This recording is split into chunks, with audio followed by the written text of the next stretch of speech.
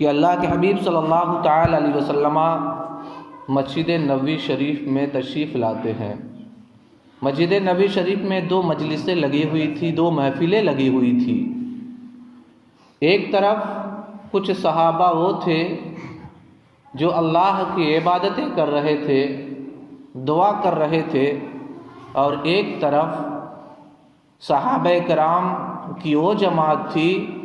جو علم حاصل کر رہے تھے، تعلیم و تعلم کا سلسلہ جاری رکھے ہوئے تھے۔ اللہ کے حبیب صلی اللہ تعالی علیہ وسلم جب مسجد میں تشریف لاتے ہیں تو آپ نے دونوں مجلسوں کی طرف اشارہ کرتے ہوئے ارشاد فرمایا کہ دونوں مجلسیں عمدہ ہیں، لیکن اس میں سے ایک مجلس دوسری مجلس سے افضل ہے۔ اللہ کے حبیب صلی اللہ تعالی علیہ وسلم نے ارشاد فرمایا، یہ جو مجلس ہے، اس مجلس میں بیٹھنے والا، اس مجلس میں رہنے والا اللہ سے دعائیں کرتا ہے، اس کی طرف رغبت رکھتا ہے، تو اللہ رب العزت چاہے تو انہیں عطا کرے، چاہے تو انہیں منع کر دے۔ اور دوسری مجلس کی طرف اشارہ کرتے ہوئے اللہ کے حبیب صلی اللہ تعالی علیہ وسلم نے ارشاد فرمایا کہ یہ لوگ علم حاصل کر رہے ہیں اور جاہلوں کو سکھاتے ہیں۔ اور اللہ کے حبیب صلی اللہ تعالی علیہ وسلم نے یہ بھی ارشاد فرمایا کہ میں معلم بنا کر کے بھیجا گیا ہوں۔ چنانچہ اللہ کے حبیب صلی اللہ تعالی علیہ وسلم نے ان دونوں محفلوں میں سے اس محفل میں آپ تشریف فرما ہوتے ہیں جو علم کی مجلس تھی، جو علم کی محفل تھی۔ عزیزان ملت اسلامیہ، آپ اندازہ لگائیں، ایک محفل عبادت کی ہے، دوسری محفل علم کی ہے۔ اللہ کے حبیب صلی اللہ تعالی علیہ وسلم علم کی محفل کو اختیار فرماتے ہیں، اور اللہ کے حبیب صلی اللہ تعالی علیہ وسلم یہ ارشاد فرماتے ہیں میں معلم بنا کر کے بھیجا گیا ہوں۔ آقا کریم صلی اللہ تعالی علیہ وسلم اسی میں تشریف فرما ہو جاتے ہیں۔ جنگ بدر 2 ہجری میں واقع ہوئی تھی، اور جنگ بدر میں 70 کفار قتل کیے گئے تھے اور 70 کفار قیدی بھی بنا لیے گئے تھے۔ اللہ کے حبیب صلی اللہ تعالی علیہ وسلم نے قیدیوں کا فدیہ مقرر فرمایا، اور یہ حکم ہوا کہ جو اپنا فدیہ دے سکتے ہیں وہ اپنا فدیہ دے کر کے رہائی حاصل کر لیں، اور جن کے پاس مال و دولت نہیں ہے، جن کے پاس سامان نہیں ہے، جن کے پاس رہائی کے اسباب نہیں ہیں، تو وہ لوگ مسلمانوں کے 10 بچے کو پڑھانا سکھائیں، اور اس کے بعد وہ اپنی رہائی کو اختیار کر لیں۔ چنانچہ جن لوگوں کے پاس دولتیں تھیں انہوں نے دولتیں دے کر کے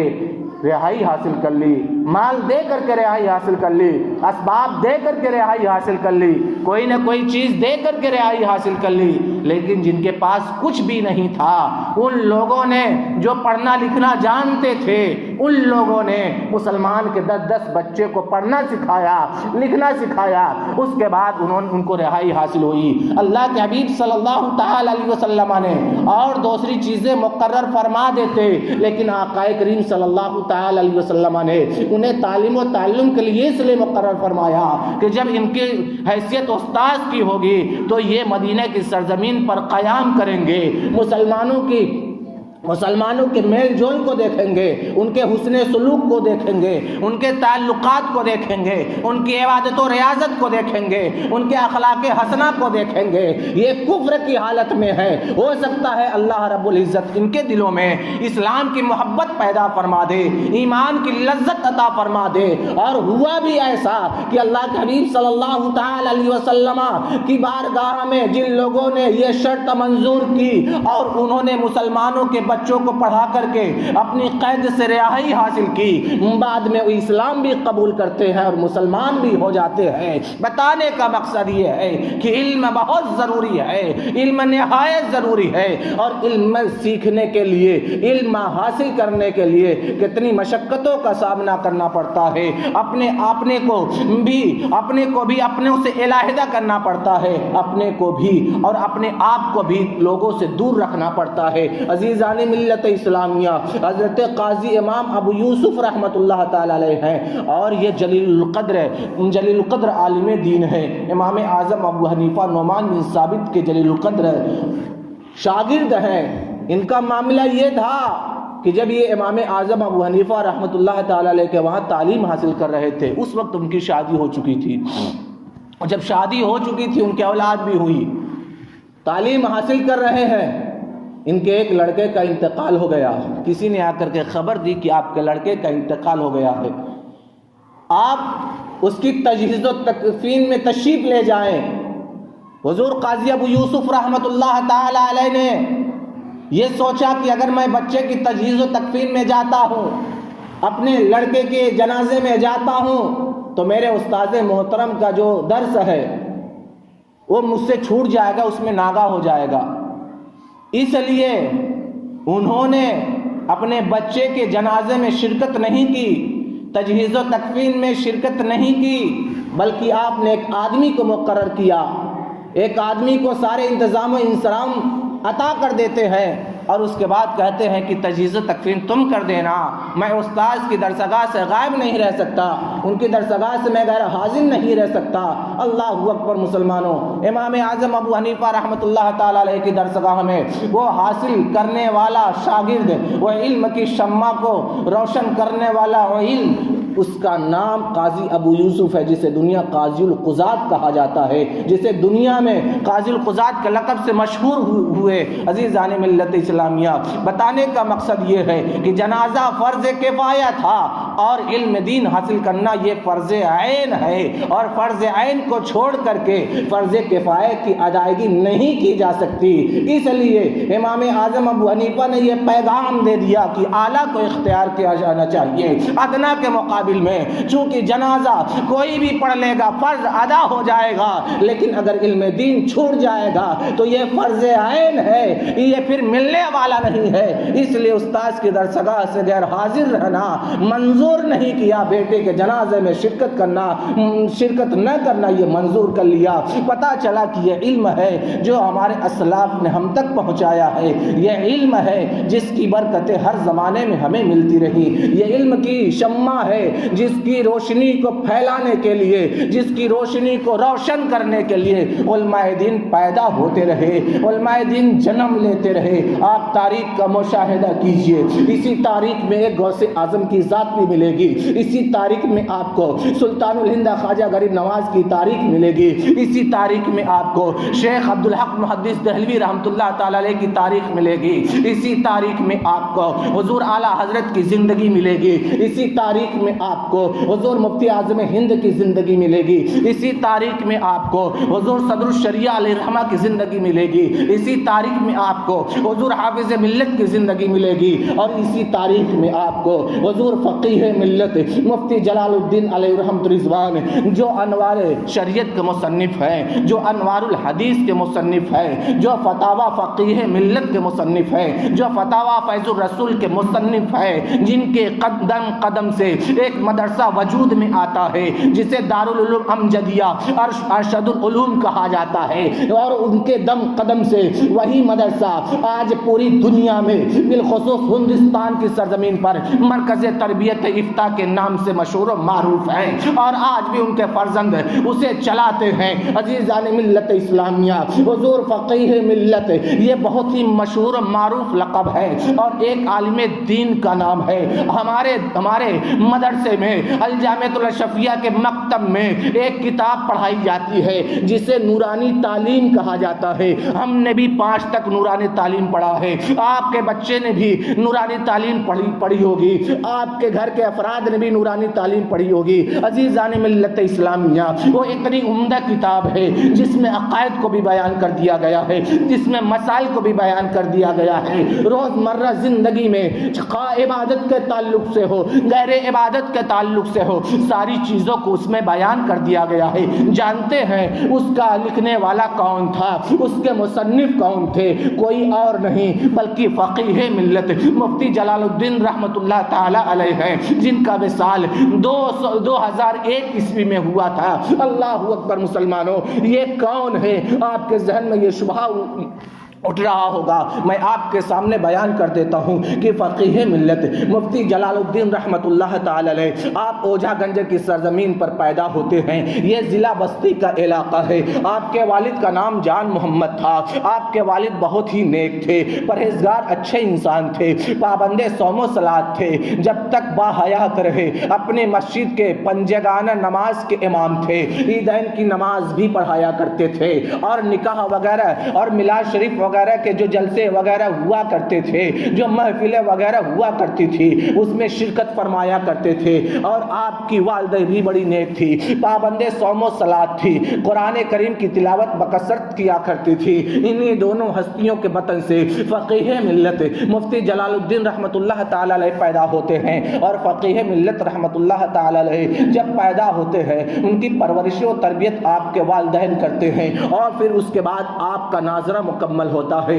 آپ کا حفظ مکمل ہوتا ہے، آپ قرأت کی تعلیم حاصل کرتے ہیں، عالم دین بنتے ہیں۔ 18 سال کی مکمل حیات میں ہے، 18 سال میں ہی آپ عالم دین بن جاتے ہیں۔ علامہ ارشد القادری رحمت اللہ تعالی علیہ جن کا یہ شعر بہت مشہور ہے، یا رسول اللہ جس سے تم اٹھاؤ وہ برگشتہ ہے دنیا ہو جائے، تم جسے چاہو قطرہ ہو تو دریا ہو جائے، نگاہ اٹھا دو تو بھری دھوپ میں ساون برسے، اندھیرے میں مسکرا دو تو اجالا ہو جائے۔ علامہ ارشد القادری رحمت اللہ تعالی علیہ کی بارگاہ سے فیض یافتہ کا نام فقیہ ملت ہے، اور 18 سال کی عمر میں 1352 ہجری میں حضور علامہ ارشد القادری رحمت اللہ تعالی علیہ نے آپ کو سند فراغت عطا فرمائی، اور آپ حضور صدر الشریعہ رحمت اللہ تعالی علیہ سے مرید ہوئے۔ کیسے مرید ہوئے؟ اس لیے کہ فقہ کی بہت مشہور و معروف کتاب ہے جسے بہار شریعت کہا جاتا ہے،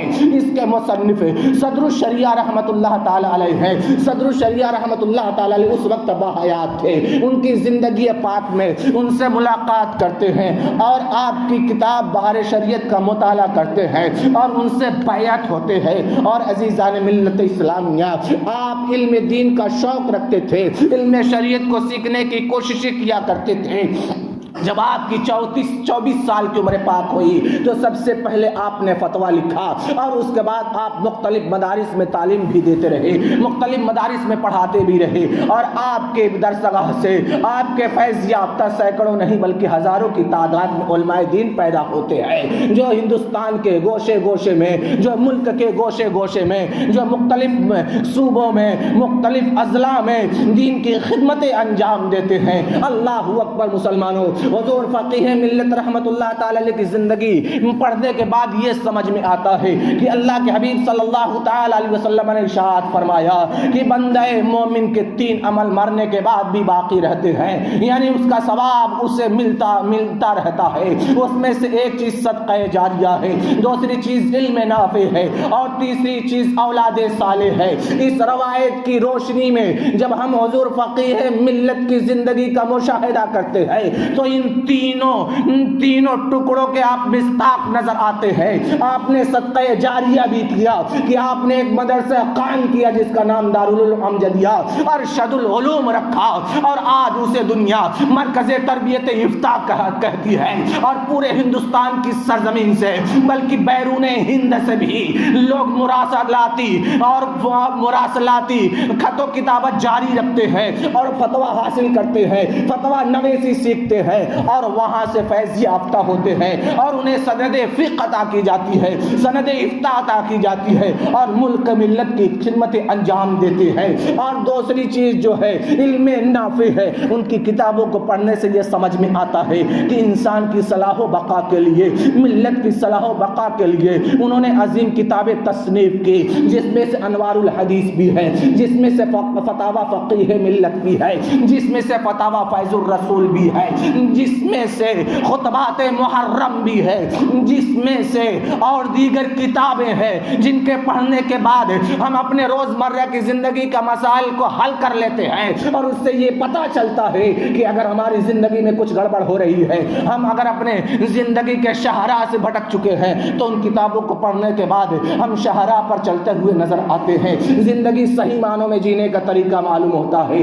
اللہ اکبر مسلمانوں، حضور فقیہ ملت رحمت اللہ تعالیٰ علیہ کی اولاد کو دیکھا جائے، اولاد صالح اور نیک ہونا ضروری ہے۔ حضور فقیہ ملت رحمۃ اللہ تعالیٰ علیہ نے 2 شادیاں کی تھی جن سے متعدد اولادیں ہوئیں، اور ان تمام اولاد کو آپ نے صحیح تربیت دی، انہیں صحیح تعلیم دی، دین کا عالم بنایا، اور آج بھی جتنی بھی اولاد با حیات ہیں سب کی سب عالم دین ہیں، نیک ہے، اور انہوں نے بھی کتابیں تصنیف کی اور قوم و ملت کے خدمات انجام دے رہے ہیں۔ عزیزان ملت اسلامیہ، حضور فقیہ ملت کے شہزادگان میں سے مولانا مفتی اعجاز احمد نوری ہیں، مولانا انوار احمد قادری ہیں، مفتی ابرار احمد برکاتی ہیں، مفتی اظہار احمد امجدی ازہری ہے، اور آپ کی 3 صاحبزادیاں تھیں۔ اللہ اکبر مسلمانوں، حضور فقیہ ملت نے ایک مکتبہ